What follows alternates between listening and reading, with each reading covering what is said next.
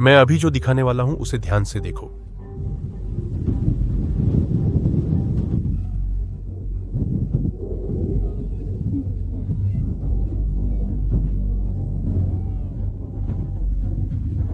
आपने अभी एक जेडैम बम देखा है?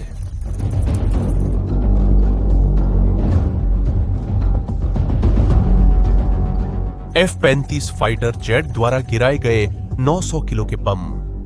एक प्रशिक्षण मिशन के दौरान ये तस्वीरें 4 किलोमीटर दूर से रिकॉर्ड की गई थी, इसलिए इतनी दूरी से असली घटना का सही अंदाजा लगाना मुश्किल है। आपका ध्यान और अधिक विस्तार में जाना चाहता है, सही? यहां एक जेडैम है जिसे अफगानिस्तान में तालिबान की पोजीशनों पर दागा जा रहा है। अमेरिकी सैनिकों की प्रतिक्रिया पर ध्यान दें।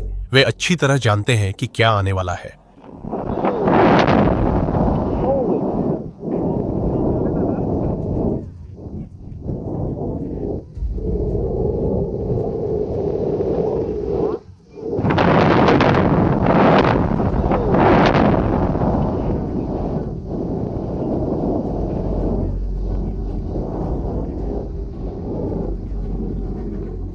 लेकिन इस हथियार के विनाशकारी प्रभाव को वास्तव में समझने के लिए मैं आपको एक जेडैम बहुत करीब से दिखाऊंगा। और इस मामले में यह एक गोला बारूद फैक्ट्री पर गिरती है जो पूरी तरह से खाली थी।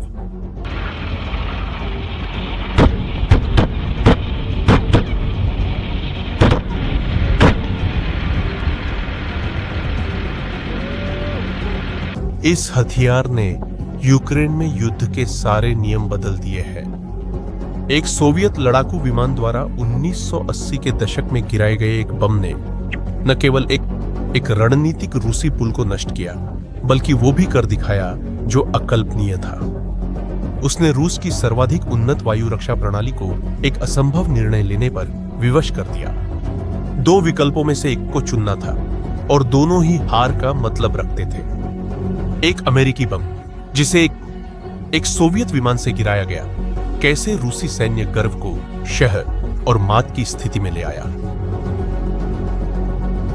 इसका जवाब आपको हैरान कर देगा। यह समझने के लिए कि यह कैसे संभव हुआ, मुझे आपको जुलाई इसी साल हुए एक हमले के बारे में बताना होगा जो जापोरिजिया क्षेत्र में एक बेहद रणनीतिक रूप से महत्वपूर्ण पुल पर हुआ था। यह पुल सिर्फ यूक्रेनी क्षेत्र के बीच में खोई हुई एक कंक्रीट की संरचना नहीं थी, यह उससे कहीं ज्यादा था। यह वह रीढ़ थी जो यूक्रेन के दक्षिण में पूरी रूसी सैन्य कार्रवाई को जीवित रखे हुए थी। अपने शरीर की एक प्रमुख धमनी की कल्पना करें। अगर आप इसे काट दें तो उसके बाद की सारी चीजें काम करना बंद कर देती हैं। और ठीक यही हुआ था। हर दिन 230 वाहन इस पुल को पार करते थे। 230, उनमें से 1/3 रूसी मोर्चों के लिए सीधे गोला बारूद ले जा रहे थे। बाकी ईंधन और खाना ले जा रहे थे, जो किसी भी सेना की जीवन रेखा है। लेकिन यह एक ऐसी बात है जो बहुत कम लोग जानते हैं। पुल सिर्फ एक रास्ता नहीं था, उसमें कुछ और भी बहुमूल्य छिपा था। उसके पीछे पूर्वी किनारे पर 35 डिग्री रूसी सेना कोर का गुप्त लॉजिस्टिक केंद्र था, एक कमांड और कंट्रोल हब जो युद्ध की घनी धुंध से सुरक्षित था, जो इलाके में लगातार वाहनों की आवाजाही के कारण बनी थी। रूसियों को लगा कि वे वहां सुरक्षित हैं, परंतु जैसा आप देखेंगे वे भारी भूल पर थे। यूक्रेन द्वारा इस लक्ष्य का चयन संयोगवश नहीं था, यह एकदम सटीक था।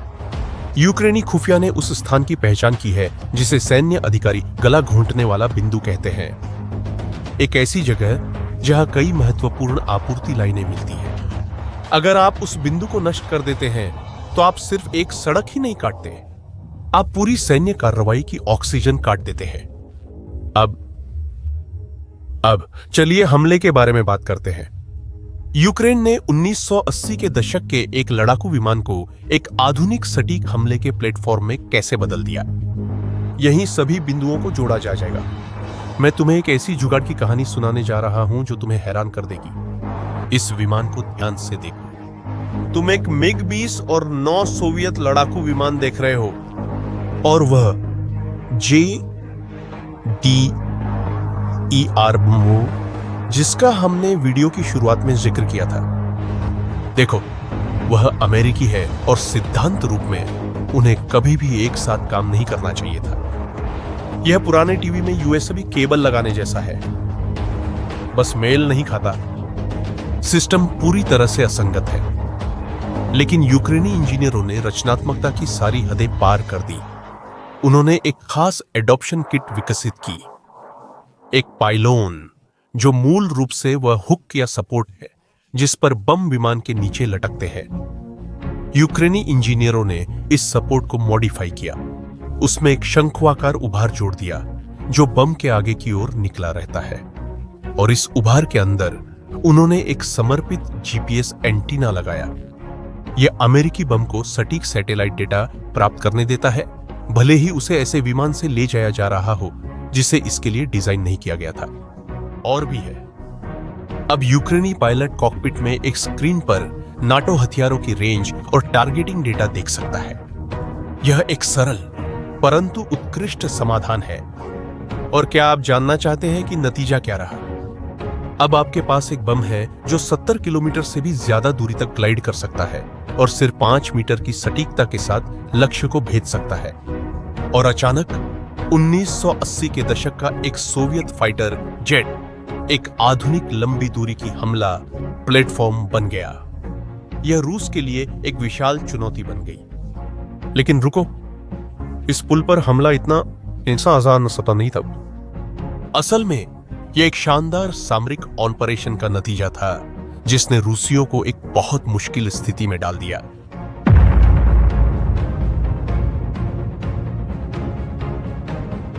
और यहीं से कहानी सचमुच रोचक बन जाती है। हमले से हफ्तों पहले यूक्रेन ने रास्ता साफ करने के लिए एक व्यवस्थित अभियान चलाया। रूसी वायु रक्षा प्रणाली बुकेम-2, जिनकी रडार रेंज 45 किलोमीटर थी, एक एक करके पता लगाई गई और निष्क्रिय कर दी गई। कुछ को सीधे हमलों से नष्ट कर दिया गया तो कुछ को इलेक्ट्रॉनिक युद्ध के जरिए अंधा कर दिया गया। यह मुख्य हमले से पहले अलार्म बंद करने जैसा था। और असली मास्टर स्ट्रोक S-400 सिस्टम के साथ हुआ, जो रूसी वायु रक्षा का गर्व है। इस ऑपरेशन में यूक्रेनियों ने सैन्य मनोविज्ञान की गहरी समझ का प्रदर्शन किया।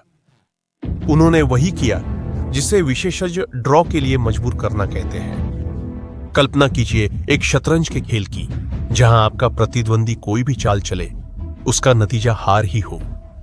यूक्रेनी मिग-29 ने JDAMR बमों को उस क्षेत्र के अंदर से छोड़ा जिसे यूक्रेनी पैट्रियट बैटरियों द्वारा सुरक्षित किया गया था। हमने उन्हें पहचान लिया। अब जो हो कि अब रूसियों के सामने एक कठिन दुविधा थी। बमों को रोकने और पुल को बचाने के लिए S-400 को अपनी एंगेजमेंट रडार को सक्रिय करना पड़ता, लेकिन जैसे ही वह ऐसा करता, उसकी लोकेशन तुरंत पैट्रियट सिस्टम्स द्वारा पता लगा ली जाती, जो ठीक इसी संकेत का इंतजार कर रहे थे। पैट्रियट मिसाइलें विशेष रूप से रडारों का पता लगाने और उन्हें नष्ट करने हेतु निर्मित है। तो रूसी कमांडर को यह चुनना पड़ा कि वह रडार को सक्रिय करे, पुल को बचाए और शायद अपना कीमती S-400 सिस्टम खो दे। या फिर वह चुप रह सकता था, सिस्टम को सुरक्षित रख सकता था, लेकिन पुल को नष्ट होते हुए देखता। उसने अपने सिस्टम की सुरक्षा को चुना। S-400 वहीं चुपचाप रहा, उसने फायर नहीं किया और पुल गिर गया। यह एक परफेक्ट टैक्टिकल चेकमेट था। यूक्रेन ने अपनी वायु रक्षा को एक आक्रामक जाल में बदल दिया। इस विस्फोट के परिणाम किसी की भी कल्पना से कहीं आगे थे।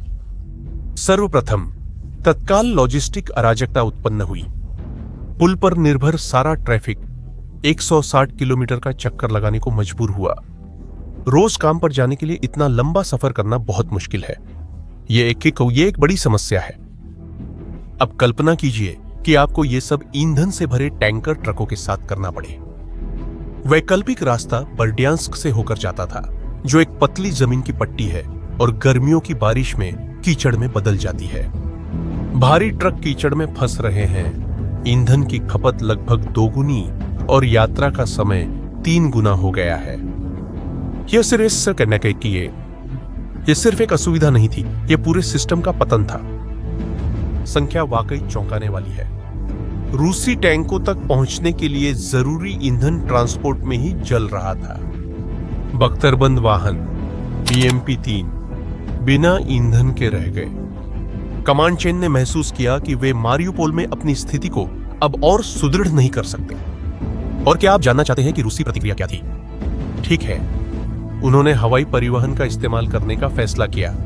Il-76 विमान का इस्तेमाल किया ताकि स्पेयर पार्ट्स और आपातकालीन गोला बारूद ले जाया जा सके। पर इससे 2 नई समस्याएं सामने आई। पहला, विमान द्वारा ले जाई गई हर टन माल की लागत ट्रक से 3 गुना ज्यादा होती है। दूसरा,